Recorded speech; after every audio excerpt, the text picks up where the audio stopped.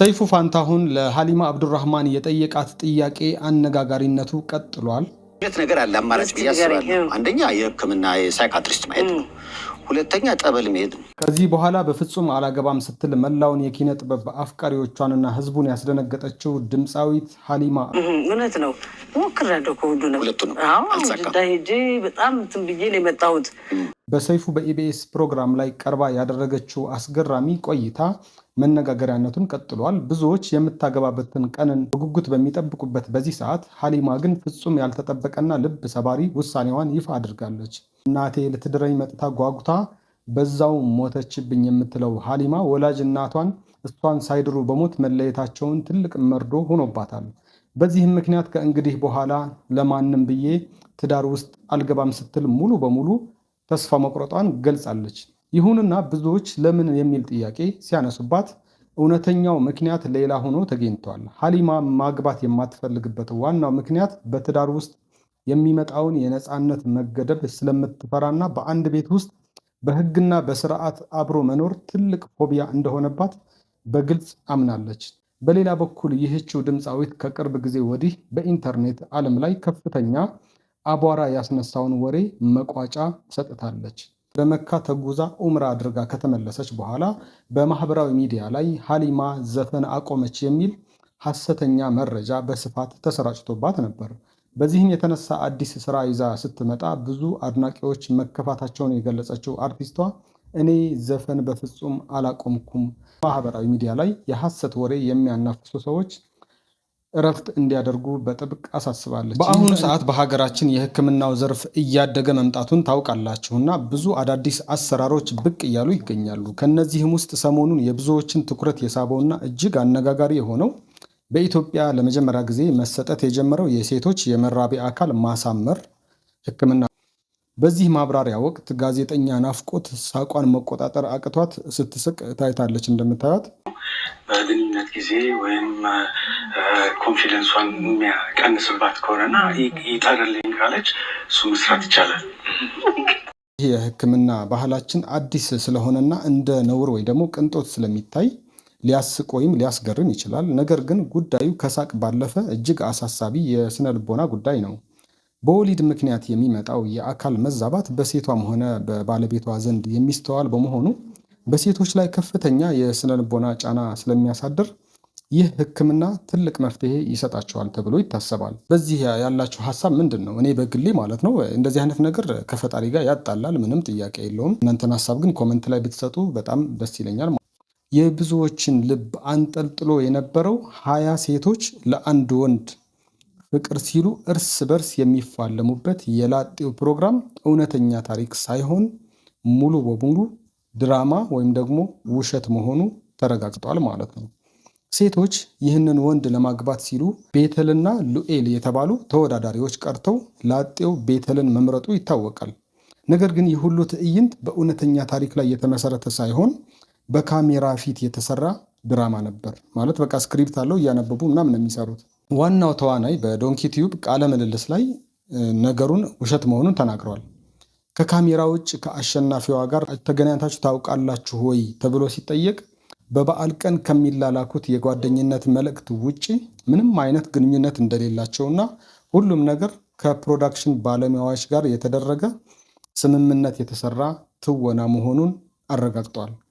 ቤተልም በበኩሏ በተመሳሳይ መድረክ ምንም አይነት የፍቅር ግንኙነት ውስጥ አልነበርኩም፣ ዜሮ ነው በማለት እውነታውን ተናግራለች። ምክንያቱም ኢትዮጵያውያን ሴቶች 20 ሆነው ለአንድ ወንድ በቴሌቪዥን ይፋለማሉ ብሎ ማሰብ ከእውነታው በጣም የራቀና የሚያስቅ ነገር ነው። ይህ ተመልካቾች በዩቲዩብ የሚቀርቡ የፍቅር ድራማዎች እንደ እውነተኛ ታሪክ ወስዳችሁ ልባችሁ እየመታና እያለቀሳችሁ ከምትከታተሉ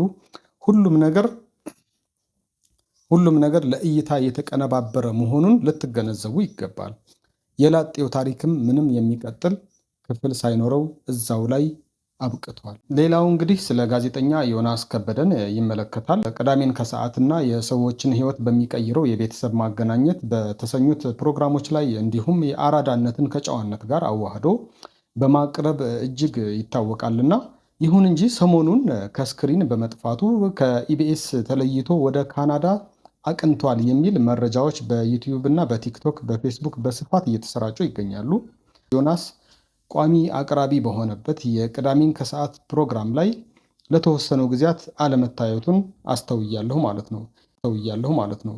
የመጨረሻ ፕሮግራሙም ከአንድ ወር በፊት ጋዜጠኛ ጽጌ በመራችው የእናቶችና አባቶች ቀን ዝግጅት ላይ ያቀረበው ነበር።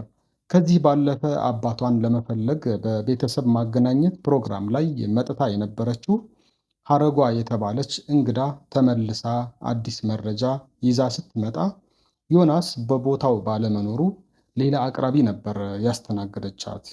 በዚህ ጉዳይ ላይ በማህበራዊ ሚዲያ አስተያየት ሰጪዎች ለሁለት ተከፍለዋል። አንዳንዶች እባክህን ይህን ስራ ትተህ አትሂድ ብለው ሲሟገቱ፣ ሌሎች ደግሞ ለህይወቱ መስተካከል ሀሳቡ ሊከበርለት ይገባል እያሉ እስካሁን እየተናገሩ ይገኛሉና ምናልባት ግን ዮናስን ሰርፕራይዝ አድርገው ሊያመጡት ይችላሉ ብዬ አስባለሁ። ይህ በእንዲህ እንዳለ ግን አንድ ነገር ልንገራችሁ። የቴሌቪዥን ጣቢያዎች እንግዲህ ኢቢኤስ፣ አባይ ቲቪ እና ቻናል ዋን ከፍተኛ የሆነ ፉክክር ውስጥ ገብተዋል። የገበያ ፉክክር ውስጥ ናቸው እና ቻናል ዋን በቅርቡ በስቱዲዮ ውስጥ የፕራንክ ቪዲዮዎችን ጭምር በመስራት በማህበራዊ ሚዲያው ላይ ተደራሽነት ለማስፋት በጣም ጥረት እያደረገ ነው። ታውቃላችሁ። እናንተስ በቤታችሁ የትኛው ቻናል ነው በብዛት የምትከፍቱት? ኮሜንት ላይ አስቀምጡልኝ። ሌላው ደግሞ ብዙ ሰዎችን እምባ ያራጨውን ነገር እጅግ ልብ የሚሰብር ታሪክ ልንገራችሁ። ታሪኩ ባለቤቷ እንደሞተ ትናገራለች። እሱን ተነግሯት ጥቁር ለብሳ ቆርባ ለ16 ተከታታይ ዓመታት በመሪር ሐዘን ስለኖረች ምስኪን እናት ይተርካል። ከ16 ዓመታት ስቃይ በኋላ ለአንድ ጉዳይ ወደ መስሪያ ቤት ስትሄድ ሞቷል የተባለ ባሏ በሕይወት እንዳለና ቤተሰብ መስርቶ እየኖረ መሆኑን ድንገት አገኘችው ማለት ነው። በዚህ ጊዜ እሱን ከማማረር ይልቅ ፀጉሯን የተላጨችበትን ሻሿን አውልቃ እያሳየች አንተ ሞተሃል ብዬ እኮ ነው እስካሁን ጥቁር ለብሼ ቆርቤ ያለሁት። ምናልባት ያጠፋሁት ኃጢአት ካለ እባክህ ይቅር በለኝ ብላ እግሩ ላይ ብትወድቅለት፣ እሱ ግን ሕይወቴን ልታፈርሽ ነው የመጣሽው፣ አሁኑኑ ቀስ ብለሽ ከቢሮዬ ውጪ፣ ተመልሰሽም እንዳትመጪ በማለት በጭካኔ ያባርራታል ማለት ነው። ይህ አሳዛኝ ድርጊት የብዙዎቻችንን ልብ ክፉኛ የሰበረ ነው። ሕይወቱ ሳያልፍ እንዳለፈ አድርጎ በማስወራት ቤተሰቡን በትኖ መጥፋትና በአንዲት እናት ላይ ይህንን ያክል 16 ዓመት ሙሉ አስባችሁታል? 16 ዓመት ሙሉ ከባድ የስነልቦና ጉዳት ማድረስ በሕግ ሊያስጠይቅ ይችላል ወይስ አይችልም? አሁን ደግሞ ወደ ቅምሻ ፕሮግራም ይወስዳችኋለሁ። በሀገራችን በአዲስ አበባ፣ በሐዋሳ ወይም በናዝሬት የሚገኙ የሲኒማ አዳራሾች ውስጥ ፊልም እየተመለከታችሁ በድንገት ሽንት ቤት መሄድ ፈልጋችሁ ማለት ነው። ነገር ግን የፊልሙ ወሳኝ ክፍል እንዳያመልጣችሁ በቃ ተጨንቃችሁ ታውቃላችሁ? ወይ ደግሞ ስሜትን ተጭኖ ፊልሙን እስኪያልቅ መጨነቅ ወይም ደግሞ ወሳኝ የፊልም ማጠቃለያ ያመለጠን ወደ ውጭ መውጣት የሁላችንም የሁል ጊዜ የገጠመኝ ነው አይደለ? ይሁንና በስዊዘርላንድ ውስጥ የሚገኝ አንድ እጅግ አስገራሚ ሲኒማ ቤት ለዚህ ክስተት ያዘጋጀው መፍትሄ መላውን ዓለም እያስገረመ ይገኛል። ይህ በስዊዘርላንድ የሚገኘው ፓቴ የተሰኘው ዘመናዊ የሲኒማ ቤት ተመልካቾቹ አንድም ሰከንድ የፊልም እይታ እንዳያመልጣቸው በሚል ማለት ነው ልዩ ቴክኖሎጂ አሰራርን ዘርግተዋል። አስገራሚው ነገር ምን እንደሆነ ታውቃላችሁ? ወደ ሽንት ቤት በሚያመራው ኮሪደር ላይ ብቻ ሳይሆን በእያንዳንዱ የሽንት ቤት ክፍል ውስጥ ጭምር በትልልቅ ስክሪኖች ፊልሙ በቀጥታ እንዲተላለፍ ተደርጓል ማለት ነው። ይህ ማለት አንድ ተመልካች የፊልም አዳራሹ ወጥቶ ፍላጎቱን ለማሟላት ሽንት ቤት በሚገባበት ሰዓት በትክክለኛው ሰዓት አዳራሹን ውስጥ እየታየ ያለውን ትዕይንት ቃል በቃል እዛ ሆኖ መከታተል ይችላል ማለት ነው። ይህ አሰራር በሀገራችን ቢለመድ ኖሮ ወይ ደግሞ ምን ያህል ሰዎችን ከጭንቀት ይታደግ እንደነበር አስቡት። ለምሳሌ በሀገራችን ያሉ ትልልቅ ሲኒማ ቤቶች ይሄን ነገር ቢያደርጉት ምን ይመስላችኋል? እስቲ ሀሳባችሁን ኮመንት ላይ አጋሩኝ። በጣም ስለገረመኝና ስላስደሰተኝ ነው እየነገርኳችሁ ያለሁት። ለማንኛውም በቀጣይ ደግሞ አሪፍ ፕሮግራም ይዤላችሁ እቀርባለሁ። የዛሬ ፕሮግራማችን ይሄ ነበር። ቀጣይ ደግሞ አነጋጋሪ የሆኑ ጉዳዮችን ይዤላችሁ እቀርባለሁ። ሰብስክራይብ ማድረግ እንዳትረሱ። አመሰግናለሁ።